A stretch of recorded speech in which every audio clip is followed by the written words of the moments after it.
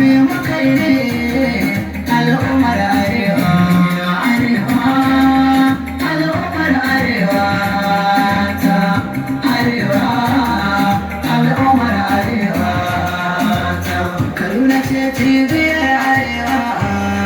yanzu an rufe ta Zamfara a muke arewa an saka mota ga da tsarin kitin arewa yau tana ta kanta zama da sun samu matsaloli ya kudin misalta mace da goyo tana gudu an kashe mijinta babu gaba ko babu ga yaro don kare mabanta ya kaso mai Najeriya nan mu mutan arewa al'ummar arewa ta arewa al'ummar arewa ta kokarin ma an kashe arewa an hana noma an hana kiyo tattalin arewa na makarantar cikin arewa daga ana rufewa yan kebina waiwaye su suma ba abin tabawa shugaba da kuma babu rana arewa ya ake tarewa wasu su ce wasa da fulani wasu su ce wasa da hausawa cikin yankunan arewa hausa fulani arewa zan so magana juna muke kashewa arewa al'ummar arewa ta arewa al'ummar arewa ta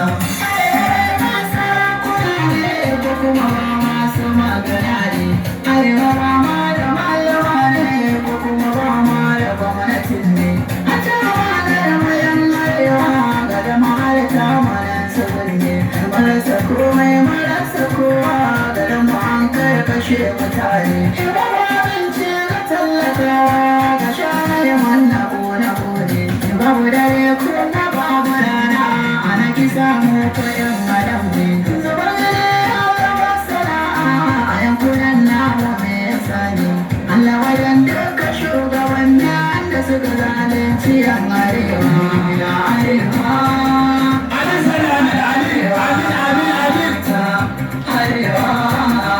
al'ummar arewa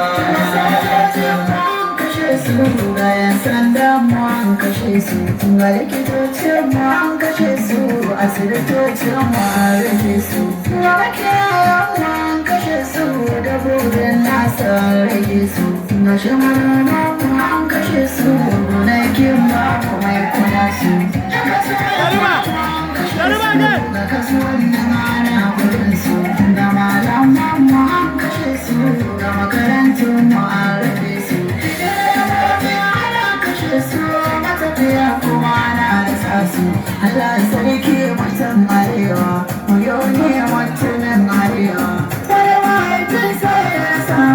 wani kuɗin nasa ya rasawa wani kuma tarsa ya rasawa wata mijin nata ta rasawa ga wata ta rasa sauran kaga manyan mata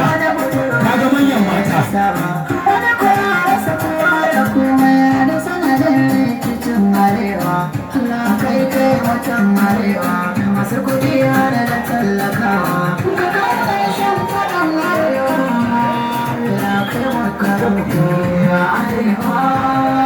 al'ummar arewa al'ummar arewa al'ummar arewa al'ummar arewa al'ummar arewa ta arewa al'ummar arewa ta